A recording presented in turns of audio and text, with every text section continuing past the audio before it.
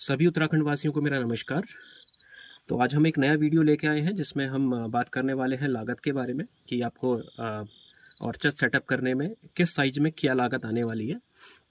तो video start करने से पहले आप सभी लोगों से रिक्वेस्ट है कि आप हमारे page Pithoragarh Apple and walnut orchard को लाइक और सब्सक्राइब करें फेसबुक और यूट्यूब चैनल में।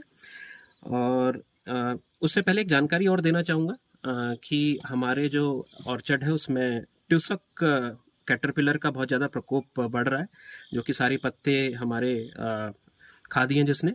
तो उसके लिए हम आज एक इंसेक्टिसाइड का प्रयोग करने वाले हैं जो कि प्योर ऑर्गेनिक है। तो मैं आपको दिखाता हूँ। ये है अर्क नीम का, जिसको हमने गौमूत्र में भिगाया हुआ है। तो हम इसको डाइल्यूट करेंगे, उसके बाद इसका स्प्रे करेंगे। तो हम सारी जो उत्पाद हैं वो ऑर्गेनिक उत्पादों का यहाँ पे इस्तेमाल करते हैं, चाहे वो इंसेक्टिसाइड हो, फंजीसाइड हो, मैक्रो या माइक्रो न्यूट्रिएंट्स हो। हम सिंथेटिक खाद यहाँ पे बिल्कुल भी प्रयोग नहीं कर रहे। ठीक है, आगे बढ़ते हैं। तो तो कॉस्ट एस्टिमेशन से पहले आपको समझना होगा कि ये इसका डायमेंशन क्या रहता है। अगर डायमेंशन आपको पता चल गया तो आप अपने लैंड के अकॉर्डिंग, अपने लैंड के साइज के अकॉर्डिंग अपने आप कॉस्ट कैलकुलेट कर सकते हैं। तो इसमें जो प्लांट टू प्लांट का डिस्टेंस रहता है वो 1 मीटर का रहता है। हर एक प्लांट के बीच का डिस्टेंस 1 मीटर है। ठीक है, और जो रो टू रो डिस्टेंस है वो कम से कम 3 मीटर के आसपास रहता है। आप इसमें थोड़ा बहुत कॉम्प्रोमाइज़ भी कर सकते हैं, जैसे 2 इंच के आसपास, लेकिन रिकमेंडेड यही है कि एक आप डिस्टेंस को 1 मीटर रखें, क्योंकि इससे सनलाइट पेनिट्रेशन और जो प्लांट की जो ब्रांचेज हैं उसको प्रॉपर डिस्टेंस मिल पाता है। तो ये रो टू रो डिस्टेंस 1 मीटर, जैसे हमने 50 एक लाइन में एक रो में 50 पेड़ लगाए हुए हैं, तो 49 मीटर्स का ये एक रो है। और इसी तरीके के हमारे पास 5 रो हैं जिसमें पूरे 250 पेड़ लगे हुए हैं। तो ये हमारा पूरा एरिया जो है 12 बाई 49 मीटर्स का है। ठीक है, इसके साथ ये सपोर्ट सिस्टम है इसमें, जिसमें कि हर 10 पेड़ पे एक पोल लगा हुआ है। ये पोल है, ठीक है, ये कम से कम 15 फीट के आसपास का है, जो कि काफ़ी मजबूत है। जैसे कि हमारे स्टील पाइपलाइनिंग होती है उस टाइप का ही पोल है, जो कि कनेक्टेड है आपस में।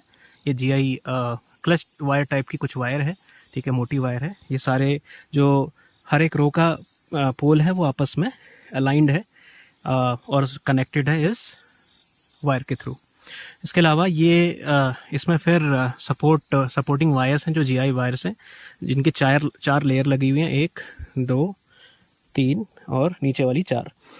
नीचे वाली सपोर्ट वायर में हमारे ड्रिपिंग सिस्टम भी लगा हुआ है, जो ड्रिप पाइप है वो भी लगा हुआ है, जो कि कनेक्टेड है ऊपर एक 500 लीटर के टैंक से। जब भी हमें ज़रूरत होती है तब हम टैंक ऑन करते हैं और ड्रॉप बाय ड्रॉप इसमें इरिगेशन होता है।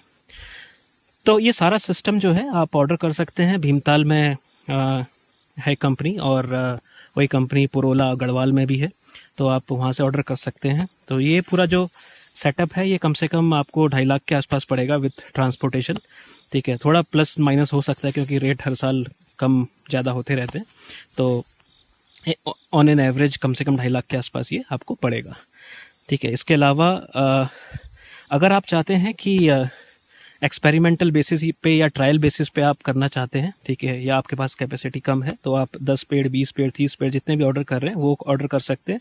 जो पर प्लांट कॉस्ट है कम से कम ऑन एन एवरेज 500 रुपये रहती है।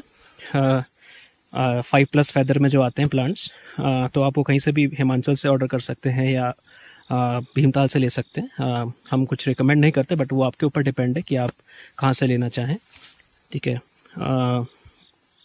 तो अगर आप ट्रायल बेसिस पे कर रहे हैं, आप चाहते हैं कि आपके पास समय है और आप चाहते हैं कि कम कॉस्ट में आप सेटअप करें, तो आप इस सपोर्ट सिस्टम को खुद भी लगा सकते हैं। करना क्या होगा कि आपको बांस के डंडे खरीदने होंगे। बांस के डंडों के सहारे इस पेड़ को आपको ऊपर ले जाना है, ताकि इसमें हवा का या जब फ्रूटिंग चालू होती है, क्योंकि फ्रूटिंग काफ़ी ज़्यादा होती है, हाई डेंसिटी है ये, ठीक है, बट इसकी फ्रूट बियरिंग कैपेसिटी जो है वो कम है, क्योंकि डालें इसकी कमज़ोर हैं तो टूट जाती हैं, तो इसलिए या झुक जाता है पेड़, तो इसलिए आपको सपोर्ट सिस्टम लगाना बहुत ज़रूरी है। ठीक है, तो अगर आप लेते हैं सिस्टम पेड़ों के साथ ही, तो ये काफ़ी मजबूत होता है। इसमें आपको हेडेक नहीं होता है कि कभी बार बार रिपेयर करना है या सिस्टम में कुछ दिक्कत है। तो ये दिक्कत इसमें आती नहीं है, क्योंकि कंपनी से ही लोग आते हैं जो इसको फिट करके जाते हैं।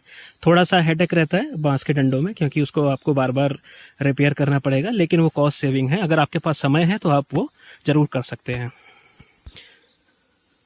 इसके साथ जैसे कि मैंने आपको पहले दिखाया था कि हम इंटरक्रॉपिंग भी कर रहे हैं। हाँ, हमने जो भट लगाया था वो लगभग हार्वेस्ट होने को है, 15-20 दिन में उसको हम हार्वेस्ट कर देंगे। इसके अलावा ये हमने पहाड़ी चेरी टमाटो भी लगाए हुए हैं जो छोटे साइज में होते हैं, काफ़ी सारे लगे हैं इसमें। ये यहाँ पे हमने मटर लगाई है और ये मूली है। थोड़ा आगे हमने लहसुन भी लगाया हुआ है। ये ककड़ी है रायते वाली, काफ़ी बड़ा साइज है इनका, कम से कम 2 किलो के आसपास की है। काफ़ी सारी लगी हुई है, कुछ छुपा के भी रखी है और कुछ यहाँ पे भी लगी है। तो काफ़ी अच्छा साइज है, सारी 2 किलो से ऊपर की है। आप लोगों को अब थोड़ा आइडिया आ गया होगा कि कितना कॉस्टिंग आती है इसकी अपने लैंड की कैपेसिटी के हिसाब से। और अगर आप प्लान कर रहे हैं कि इस साल ही आप ऑर्चर्ड सेटअप करना चाहते हैं, तो अभी से प्रिपरेशन चालू कर लीजिए, क्योंकि बजट एस्टिमेशन और लैंड प्रिपरेशन ये बहुत ज़रूरी है। इसके अलावा अगर किसी को प्रीमियम क्वालिटी के वॉलनट रूट स्टॉक्स के पौधे चाहिए तो बुकिंग स्टार्ट हो चुकी है। आप भी अपने पौधे बुक करवा लीजिए, जो कि अवेलेबल हो पाएंगे जनवरी या फरवरी में, जो कि बेस्ट टाइम रहता है। और एप्पल का भी वही सीज़न है। अगर आप प्लान कर रहे हैं तो जनवरी फरवरी में आप अपना प्लांटेशन स्टार्ट कर सकते हैं। तो आज के लिए बस इतना ही। अगले वीडियो में मिलेंगे आपसे, जिसमें हम बात करेंगे लैंड प्रिपरेशन के बारे में, आप कैसे अपना लैंड प्रिपेयर कर सकते हैं। हाँ, तो तब तक के लिए सबको गुड बाय।